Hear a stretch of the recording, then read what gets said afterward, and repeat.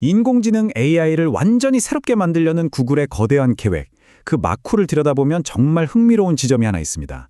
바로 AI가 스스로 성장하지 못하게 만드는 아주 치명적인 문제를 해결하려는 야심인데요.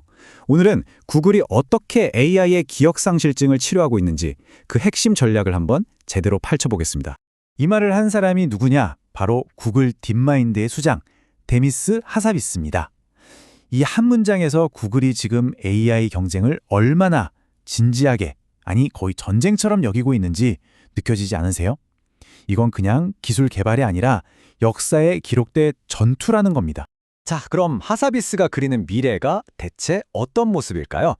이 슬라이드를 보시면 앞으로 12개월 안에 뭘 하겠다는 건지 딱 나와 있습니다. 첫째, 텍스트, 이미지, 영상을 그냥 따로따로가 아니라 하나로 싹 통합하고요. 둘째, 영상의 숨은 맥락까지 이해하고, 셋째, 심지어 물리법칙을 따르는 가상세계까지 만들어냅니다. 그리고 대망의 마지막 단계는 뭐냐? 바로 이 모든 걸 기반으로 스스로 계획하고 실행하는 진짜 AI 에이전트 등장이죠. 그런데요, 이 엄청난 비전을 현실로 만들려면 반드시 넘어야 할 거대한 산이 하나 있었습니다. 바로 지금까지 나온 모든 AI가 가진 근본적인 한계, 바로 기억에 관한 문제였습니다. 다들 AI 챗봇 쓰면서 한 번쯤은 답답했던 경험 있으시죠? 아니, 왜 어제 그렇게 길게 설명해 준 걸 오늘 또 물어봐야 하는 걸까요? 왜 대화를 하면 할수록 더 똑똑해지는 게 아니라 매번 리셋되는 느낌일까요? 사실 이 문제에 기술적인 이름이 있습니다. 바로 파국적 망각. 이름 한번 기가 막히죠? 말 그대로 재앙 수준으로 까먹는다는 겁니다. 지금의 AI들은 새로운 걸 배우잖아요? 그럼 이전에 알고 있던 지식을 그냥 파괴해버리는 아주 심각한 결함을 갖고 있어요. 이걸 좀 더 쉽게 비유하자면 지금의 AI는 마치 선행성 기억 상실증 환자랑 비슷해요. 그러니까 과거의 기억, 즉 수많은 데이터로 훈련받은 내용은 완벽하게 갖고 있죠. 하지만 방금 저랑 나눈 대화처럼 새로운 경험을 장기 기억으로 넘기질 못하는 거예요. 그러니 매 순간이 처음인 셈이죠. 그러니까 핵심은 이거예요. 훈련이 끝나는 그 순간 AI의 지적 성장은 그대로 멈춰버린다는 거. 계속해서 변화하는 현실 세계에서 과거 정보에만 갇혀있는 AI가 무슨 소용이 있겠어요? 진짜 쓸만한 AI 비서를 만들려면 이 문제를 반드시 풀어야만 했습니다. 그리고 마침내 구글은 그 해답을 찾아냈습니다. 바로 완전히 새로운 개념의 소프트웨어 구조를 통해서 말이죠. 기존 방식하고 구글 방식을 비교해보면 그 차이가 정말 확연합니다. 과거의 AI는 한번 만들어지고 나면 지식이 딱 고정되는 말 그대로 정적인 모델이었어요. 하지만 구글이 내놓은 새로운 구조는요, 새로운 데이터를 만날 때마다 스스로 신경망을 재구성하면서 진화하는 살아있는 동적인 유기체에 가깝습니다. 이 새로운 구조의 비밀은 놀랍게도 우리 인간의 뇌를 모방한 계층형 메모리에 있습니다. AI가 정보의 중요도나 사용 빈도에 따라서 기억을 3단계로 나누어 더 정하는 거예요. 고주파는 지금 당장 계산에 써야 하는 작업 기억, 중주파는 방금 나눈 대화 같은 단기적인 맥락, 그리고 저주파는 거의 변하지 않는 핵심 지식 같은 장기 기억. 이렇게 기억의 서랍을 나눠 놓으니까 새로운 걸 배워도 기존 지식을 덮어쓰지 않고 잘 보존할 수 있게 된 거죠.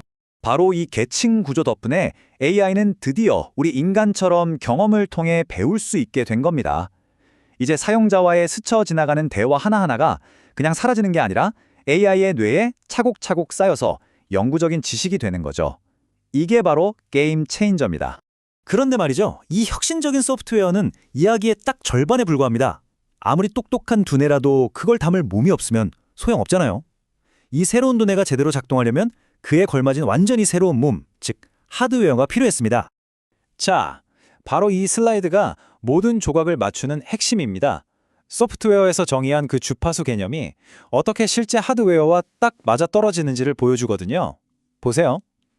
가장 빠르고 자주 써야 하는 고주파 작업 기억은 연산장치 바로 옆에 붙어있는 초고속 HBM 메모리에, 그보다는 덜 급한 중주파 맥락 기억은 필요할 때마다 확장할 수 있는 CXL 메모리에, 그리고 방대한 양의 저주파 장기 기억은 데이터를 영구 보관하는 지능형 SSD에 각각 자리를 잡아주는 겁니다.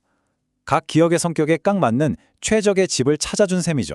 여러분, 이건 그냥 더 빠른 칩을 가져다 쓰는 차원의 문제가 전혀 아닙니다. 소프트웨어 알고리즘이 하드웨어의 물리적인 속성까지 직접 제어하는, 이건 완전히 새로운 패러다임의 시작을 의미하는 거예요. 그리고 이 모든 원대한 비전을 현실로 만들어주는 구글의 비밀병기가 있습니다. 바로 자체 개발칩 TPU입니다. 처음부터 이 소프트웨어, 하드웨어 통합 전략을 위해서 태어난 맞춤형 반도체인 거죠. 자, 이제 그림이 좀 더 커집니다. 이렇게 공들인 기술적 혁신이 어떻게 시장을 지배하기 위한 강력한 비즈니스 전략으로 이어지는지 한번 살펴보시죠. 이 슬라이드 한 장이 구글의 전략을 전부 보여줍니다. 맨 아래 칩 설계부터 시작해서 데이터 센터, 클라우드 플랫폼, AI 모델, 그리고 맨 위에는 우리가 매일 쓰는 구글 검색이나 유튜브 같은 서비스까지. 모든 걸 수직으로 완벽하게 통합해버렸습니다. 이게 왜 그렇게 중요하냐고요? 바로 돈입니다. 비용이죠. 경쟁자들은 엔비디아에서 비싼 돈 주고 칩 사오고 마이크로소프트에서 클라우드 빌려 쓰고 단계마다 마진이 붙어서 비용이 눈덩이처럼 불어납니다. 하지만 구글은요? 전부 다 자기들이 직접 만드니까 비용 면에서 다른 회사들이 따라올 수 없는 압도적인 경쟁력을 갖게 되는 겁니다. 구글의 야망이 어느 정도인지는 이 숫자 하나면 설명이 끝납니다. 10%. 구글 경영진은 자신들의 이 TPU 생태계가 현재 시장의 절대 강자인 엔비디아 전체 연간 매출의 10%까지 가져올 수 있다고 보고 있습니다. 정말 엄청난 자신감 아닌가요? 그리고 이건 그냥 구글 혼자만의 생각이 아닙니다. 이 차트를 보시면 시장 전체가 바로 이 방향으로 움직이고 있다는 걸 알 수 있죠. AI 칩 시작에서 구글 TPU 같은 맞춤형 칩, 즉 에이스계 점유율이 2024년 11%에서 내년에는 15%까지 빠르게 늘어날 것으로 보입니다. 구글은 이 흐름에 올라타는 게 아니라 아예 이 흐름을 직접 만들어내고 있는 겁니다. 자, 그래서 이 거대하고 복잡한 전략이 결국 우리한테는 어떤 의미가 있을까요? 아주 간단합니다. 우리가 매일 쓰는 구글 검색, 지메일, 유튜브에 지금보다 훨씬 더 빠르고 훨씬 더 똑똑하고 심지어 더 저렴한 AI가 아주 깊숙하게 들어온다는 뜻입니다. 정리하자면 구글은 그냥 더 좋은 AI 모델 하나를 만드는 데 만족하는 게 아닙니다. 칩부터 서비스까지 모든 걸 자체 생산하는 거대한 AI 공장을 짓고 있는 거예요. 혁신 속도와 가격, 이 두 가지 모두에서 그 누구도 따라올 수 없는 그런 시스템을 말이죠. 마지막으로 이 질문을 던져보고 싶습니다.